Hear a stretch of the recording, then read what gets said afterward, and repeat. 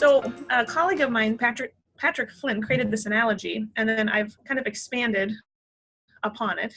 But what he describes when he's comparing conventional medicine is really more of a fire department approach. You know, conventional medicine is here to put out big, bad, ugly fires, and we need them. Should you have a tumor that needs removed, you know, should you need to have surgery, conventional medicine's two tools are drugs and surgery.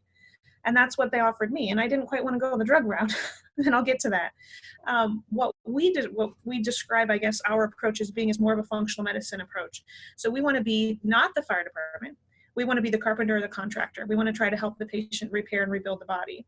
And then I have to define integrative medicine also, because integrative medicine, I think, lands in the middle. Integrative medicine combines more conventional medicine with natural medicine. And I think by combining all the above, we're able to offer the patient the best of all three worlds. So we very much need all three, but I prefer to not have to use the fire department. I prefer to not have to take drugs or utilize surgery unless absolutely necessary. And if absolutely necessary, then I'm all for it. I'm glad that we have it. In chapter 1, the first patient example I use is a good friend with chronic migraines, who she was heavily medicated for several years for her migraines, but her neurologist was never asking her what she was putting in her mouth. It was never asking her what she was eating. And finally, after we did it, help her identify she had celiac disease. Finally, after changing her diet, her headaches are entirely gone. She's not on any medication. And so these are just great examples for listeners to know, if I have a symptom, that doesn't mean I need a medication or a Band-Aid. I need to figure out or find a functional medicine practitioner who can help me figure out the root cause of the problem, which, like you said, usually many times stems from poor gut health. And so that's why through my analogy, I'll explain kind of what that is. I'm kind of trying to compare, and some chapters are easier to compare than others, a certain room of the home to a certain organ system in the body. So chapter 1 is chapter 1 for a reason. It's all about gut health. Just like with your house, you need a strong foundation to support the weight of that entire house so the house doesn't crumble.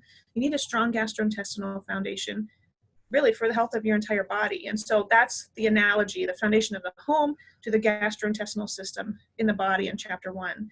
I think many times we know how to maintain our homes. We mow the lawn, we change the furnace filters, we keep hair out of the drains. They're just things we do from a routine annual maintenance or quarterly maintenance standpoint. But with our bodies, we don't always know what to do for gut health. And so that's what I describe in chapter 1, how to have or even repair poor gut health. If like even with mine, it was worse than I thought. So I talk a lot about removing food sensitivities, which we've talked about a little bit here, and then gastrointestinal infections. So with me, I had SIBO, but other patients could have other bacteria, overgrowing, yeast overgrowth, parasites. These things are more common than many patients think they may be. So my goal is to really walk patients through every chapter or every organ system in their body, comparing that to, again, to their home. But chapter 1 is most important to really establish strong gut health.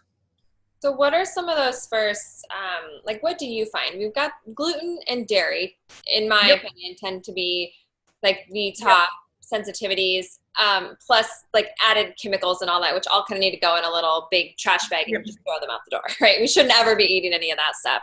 But do you find for a lot of, like you talk about SIBO and yeast and all that, but just by cutting out some of those food sensitivities that people, are they able to completely reverse it? Or we've got a lot of other things that need to happen, but that's kind of, I guess, a first step, right? It's just to completely get rid of those sensitivities. Yeah. It depends on the person and, their health and how their microbiome was set up. Were they a C-section and then, were they delivered by C-section and then were they given antibiotics through their life? Some patients have very poor gastrointestinal health that takes a lot more than diet changes.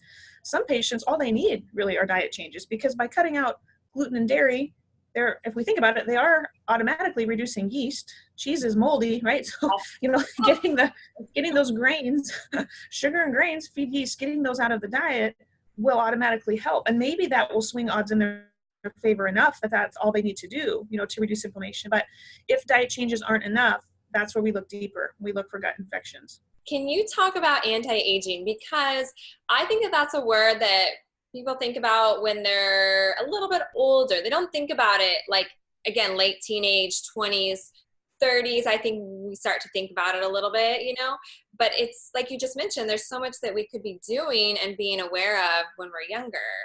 But yeah, so can you talk about the whole anti-aging thing? Because I think it's kind of miscued and I think it's so important. So some people don't like the word anti-aging because it kind of sounds like negative or whatnot, but what we're going for is we want patients to age very well, right? And I'll never forget, through my fellowship program, I did a fellowship in anti-aging, regenerative, and functional medicine. One of the first lectures I heard by Pam Smith, she said, aging starts in the womb. Our aging literally starts in the womb. So, we don't need to wait, like you're saying, till we're 70 years old to start trying to help the aging process. We should be starting this right away with our children and whatnot. Immediately, we want to work to preserve our cell function to make sure we're not giving ourselves toxins. And one thing I would highlight here that really accelerates aging, back to my personal story too, is stress. I wish I would have had a better handle on stress in my 20s versus having to wait till my 30s and then mid 30s and, suffering some consequences of high stress. So one of the best things that we can do to, I don't want to say halt the aging process, it's inevitable, we're all going to age, but we want to nurture ourselves, and we don't want ourselves to be under oxidative stress.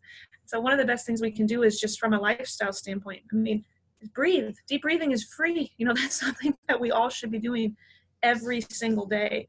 I think there are a lot of different anti-aging supplements, and we sell several of those, but really comes down to, I think, some of the best advice that I've been given that's helped me, that I can, recommend to others, is just working on lifestyle modifications for stress reduction. That's one of the best things for aging.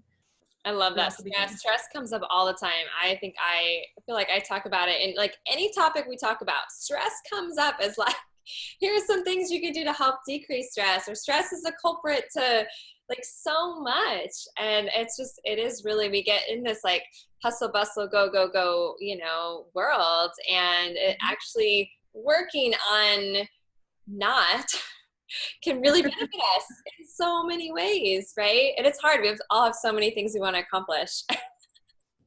And that's okay. It's good to have drive. It's good to be motivated. It's good to, I just had too much on my plate and I never stopped to smell the roses, So we need to know the importance of setting healthy boundaries and taking the time to breathe and drink water and, not just go, go, go, go, go, because our bodies can't handle that.